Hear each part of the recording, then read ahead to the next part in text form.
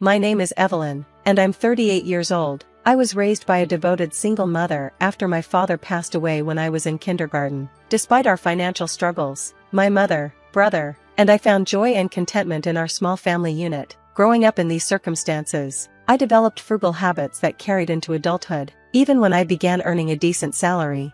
I eventually married Albert, a wealthy man I met through mutual friends. He was kind and introduced me to a lifestyle I had never imagined. However, our marriage quickly revealed stark differences in our views on money and gender roles. Albert envisioned a traditional home where I would take on the role of a homemaker, while I was deeply committed to maintaining my career and financial independence. Before we married, Albert had hinted at his preference for me to adopt traditional domestic roles. I made it clear, however, that I wanted to continue working, at least until we decided to start a family. He reluctantly agreed, and we proceeded with our wedding. But after the marriage, the reality of juggling a full-time job and household responsibilities became overwhelming. While I worked tirelessly both at the office and at home, Albert settled comfortably into the role of a traditional husband. He contributed nothing to the household chores, coming home each evening to relax while I managed everything. This imbalance began to strain our relationship, and I found myself questioning if this was all our union had to offer. Even as my dissatisfaction grew, I hesitated to express my feelings. I feared Albert might pressure me to quit my job entirely. I naively hoped that having children might strengthen our bond, but as the distance between us deepened, I started doubting the feasibility of starting a family. One evening, I finally broached the topic with Albert, suggesting that we consider having children. At 32, I was acutely aware of the ticking biological clock, but Albert's response was dismissive and cutting. "Kids? You're already so tired from work. How would you manage raising children?" His words stung, marking the beginning of a downward spiral in our marriage. A few weeks later, as I was preparing to leave for a business trip, Albert surprised me by wishing me well and hinting at a big surprise when I returned. For a fleeting moment, I felt a flicker of hope, but when I arrived home, my world was turned upside down. The locks had been changed. Confused and alarmed, I called Albert, only to be greeted with shocking news. He had filed for divorce. Even more devastating, he revealed that he had secretly married his lover. He accused me of marrying him for his money and demanded I relinquish any claim to our shared property. I refused to be intimidated. When Albert attempted to pressure me into signing documents that would waive my rights, I insisted on a fair and mutual agreement. This led to tense confrontations, during which Albert belittled my financial status and mocked my upbringing. He even threatened to discard my belongings. Several days later, Albert called me in a panic. "What have you done?" he demanded. "What are you talking about?" I asked, puzzled by his frantic tone. "They've kicked me out of the apartment," he exclaimed, his voice trembling. "You're still staying there?" I replied calmly. "That's technically trespassing. It's a new month, and I'm no longer listed as a tenant." "But it's my place," Albert protested. "Actually," I reminded him, "it was a company apartment." Albert's carefully curated world began to unravel, exposing the lies and betrayal that had defined our marriage. As I moved forward, I found strength in reclaiming my independence and leaving behind a relationship that had only brought me pain. "I'm the leaseholder, so obviously, you can't stay there now," Albert argued, his tone smug. "That's ridiculous," I shot back, struggling to keep my composure. "Albert, how could you think it's okay to force me out without proper notice? As the leaseholder, you don't have absolute control over the property. It's a rental, not your personal asset. You can't just change the locks at will." Albert snorted dismissively. "I thought I made it clear, it was my lease agreement. But whatever, the property technically belongs to the apartment manager, not me, so I didn't need their permission to change the locks." He still didn't get it. I took a steadying breath. "Here's what you're missing. I already terminated the lease before you pulled your little stunt. Legally, I was entitled to stay until the end of the month. By changing the locks, you've tampered with someone else's property. That could easily be seen as criminal damage." "Wait, what?" His bravado cracked. "Why terminate the lease so soon? Criminal damage? Is that why there are police at my door right now? I'm afraid to open it." I couldn't hide my exasperation. "The police might be there for more than just trespassing or lock tampering. You should talk to them. Oh, and just so you know, I reported you for forging divorce papers. Filing fake documents with falsified signatures is private document fraud." Divorce papers require mutual consent and authentic signatures, Albert. There was silence on the line as he absorbed the weight of my words. I pressed on. Those papers you filed are invalid. And as for Judy, your supposed wife, that's not a legal marriage. How did I find out? Did you assume I was in the dark? His voice faltered. You know about Judy? Of course, I said sharply. I hired a detective agency to investigate while you were parading her around. They uncovered everything, including your little wedding ceremony while I was away on a business trip. I took time off from work to gather evidence and prepare my case. I also discovered you were sneaking Judy into our home. Albert was utterly silent now, likely feeling the walls close in. After a long pause, he stammered, Please don't tell Judy I'm still married to you. I couldn't help the small, bitter laugh that escaped me. Why would I? It's not my responsibility to clean up your mess. But here's a reality check. Since you committed adultery while still legally my husband, Judy is now liable for compensation. I've already sent her a demand for reparation via express delivery. She didn't know you were married, did she? Too bad. At this point, I can't retract the claim even if I wanted to. Albert's breath hitched audibly. She hasn't called me yet, so maybe she hasn't seen it. She will soon, I said coolly, and by the way, you might want to deal with the police instead of worrying about Judy. I'll ignore the police, he blurted, panic creeping into his voice. I'm going to Judy's house now to intercept the letter before she or her family sees it. He hung up abruptly. I smiled grimly, knowing his efforts would be futile. The letter was sent as registered mail and addressed solely to Judy. Even if he intercepted the postman, he wouldn't be able to claim it. Several hours later, Albert called again, sounding utterly defeated. He recounted his failed attempt. I was there when the postman arrived. Judy answered the door and signed for the letter before I could stop her. She opened it right in front of me. And? I asked, feigning casual disinterest. She read it, he mumbled, his voice hollow. She threw me out of her house. Good luck, Albert, I said curtly before hanging up. I'll take that envelope, Albert demanded from the postman. And who are you? You don't live here, do you? The postman asked, his tone skeptical. I practically live here. I'm married to Judy, so I have the right to receive her mail, Albert replied, his voice laced with desperation. That's not how it works, the postman said flatly. This is registered mail, and it's addressed to Judy. I can only hand it to her. Just give it to me, Albert insisted, his frustration growing. If you're that eager, you can ask Judy for permission, the postman said firmly, unmoved by Albert's demands. At that moment, Judy stepped outside, her face puzzled by the commotion. What's going on here? She asked, her eyes darting between Albert and the postman. Albert, why are you making all this noise? This envelope is for you, Judy, the postman explained, handing her the registered letter. Sorry for the disturbance, but this man insisted on taking it. Judy took the envelope, clearly baffled. A demand for reparation? She read aloud, her confusion deepening. Albert, what's this about? You were married?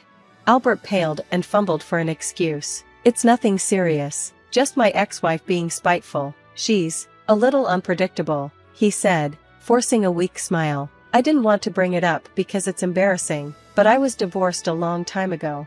Judy crossed her arms, unconvinced. If that's true, why is she demanding reparation? If you were divorced before we met, this shouldn't even be an issue. Albert hesitated. She's probably just upset that I moved on and got remarried, he muttered, trying to dismiss the matter. But his excuses fell apart when Judy found my contact details in the envelope and decided to call me directly.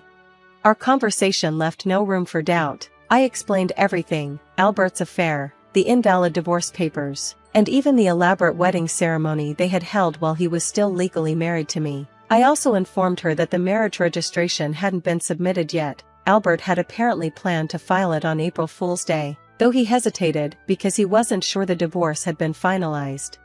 Judy was stunned by the revelation. Albert, realizing the situation was spiraling out of control, hastily left her house. A few hours later, he called me, sounding desperate. He begged to meet at a nearby cafe to discuss the matter further.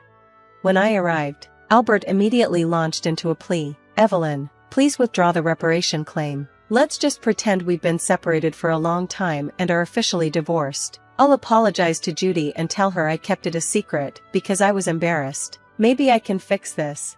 I stared at him, unimpressed. Do you think I'm still desperate to stay married to you? I was already planning to file for divorce, but since you cheated, you'll pay reparation, I said firmly.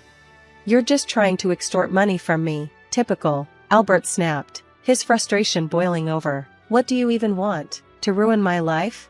I leaned back, maintaining my composure. You don't seem to understand your position. If I say no, you can't marry Judy, your bigamous status will be exposed, and that will cause you even more problems. So, yes, you'll pay reparation, and we'll finalize the divorce. Albert sighed, defeated. Fine, I'll pay. Let's get this over with, he grumbled. Just sign the divorce papers and let me go. And about the property division? I asked, raising an eyebrow. Or are you planning to fight me on that too? Reparation should be enough, he snapped. We already agreed to waive property division, so let's make it official and be done with it. Good, at least you're not being completely unreasonable, I said with a faint smile. We went to a public notary, where we formalized the terms of our divorce, including the reparation and property division. After completing the paperwork, we headed to City Hall to submit the final documents, officially ending our marriage. As we left City Hall, I glanced at Albert one last time. Well, that's it. No more property disputes, no more entanglements. I hope you've learned something from all this, I said, my voice calm but firm. Albert didn't respond, he simply walked away, his shoulders slumped in defeat. I watched him go, feeling a sense of closure and relief. I tried to keep the conversation light. What are you saying, that I'm the one benefiting here? By the way, do you even have assets after paying me reparations? Judy will also claim damages. You know, she even mentioned charging you for the wedding expenses. Albert retorted dismissively, that's impossible. I'm marrying Judy. She can't claim damages. We're divorced now, so there should be no problem. He was still entangled in his fantasy, refusing to face reality. Albert, you committed marriage fraud. You had a wedding while still legally married to me. Do you really think Judy still believes your story? I asked, incredulous at his denial. Marriage fraud? That's ridiculous. Judy will believe me, he insisted, though doubt was creeping into his voice. I leaned forward, revealing more. Believe that if you want, but I heard from Judy directly. Also, weren't the guests at your wedding paid actors? You still owe them, you know. Albert's expression faltered. You know about that? I haven't paid them yet. What does it matter to you? You could have just taken the property division and been better off, he snapped, frustration breaking through his tone. That's what I wanted to tell you. Even if we had divided the property, you would have benefited more, I explained calmly, ready to correct his misunderstanding. Albert scoffed. What are you talking about? Poor woman, your family is poor, and you only make $210,000 a year, right? Even if you got a raise, it'd barely hit $225,000. You don't have any property. I smiled faintly. You keep calling me poor, so I thought you might be mistaken. Yes, my salary was indeed $130,000, but you know I work for a foreign company, right? It seems you have no real interest in me. I became a director of the U.S. division. It's not $130,000 per year, but per month, $210,000 per month, making my annual income $52 million. Albert blinked, clearly confused. You're still bad with numbers. How do you manage to keep a job? It's $200,000 a year, he muttered, stumbling over his own disbelief. $210,000 per month, Albert, I repeated, letting the weight of my success settle in. Of course, I haven't had much chance to spend it, so I've been saving for the future. The savings from before our marriage aren't part of the property division, but there's still a considerable amount since our marriage. As your wife, I could have claimed half of it. Albert's bravado crumbled. I'll get the divorce papers corrected. Are you okay? After all this, do you think I'd gladly undo the divorce if you had that much money? You don't need to claim reparations, right? After all the contempt you've shown me? Absolutely not. This reparation is for the emotional distress you caused me. Honestly, I should claim more, and since it's official now, make sure you pay it, even if it's in installments, I said firmly. I'll be left with nothing, Albert mumbled. He looked utterly defeated. And don't think about going back to that apartment. Your belongings have already been moved to your parents' house. You thought you had few belongings, because I moved most of them beforehand. Were you really that indifferent to notice? I continued, driving the point home. Albert's shoulders slumped. So now I have to go back to my parents' house? They don't know anything yet. Let me explain. Don't bother. I've already told them everything. It's only right to explain why we're divorcing. Oh, and your father said, don't ever step over our threshold again, I said, cutting him off.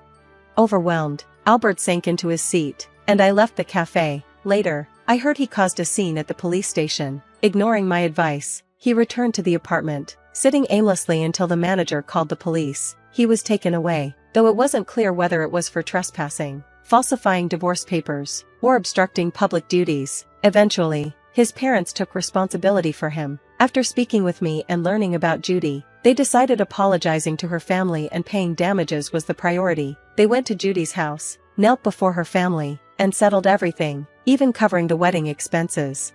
Despite this, I decided to pursue legal action against Albert for forging the divorce papers. He offered a settlement, but I didn't withdraw the lawsuit. I wanted him to understand the gravity of his actions. With everything handed over to my lawyer, the process wasn't too burdensome for me. In the end, Albert was convicted. His company fired him for being absent without leave. He ended up working at a relative's construction company, living in a basic shed-like structure without electricity, subsisting on just $6 a day for food, which his father deducted from his earnings. His parents were more stringent than I expected, determined to have him repay every debt before asking him to leave.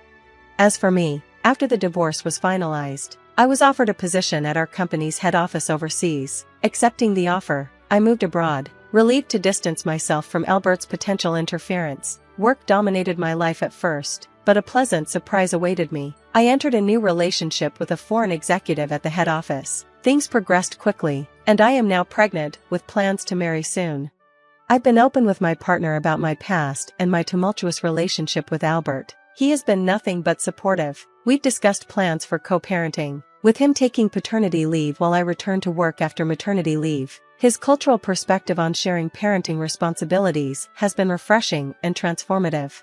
Having endured so much turmoil with my ex-husband, I finally feel like I'm on the path to true happiness. My experience taught me that while divorce isn't always the desired outcome, enduring in silence is never a virtue. Honest discussions can lead to meaningful resolutions, and sometimes, divorce is a necessary step toward a better life.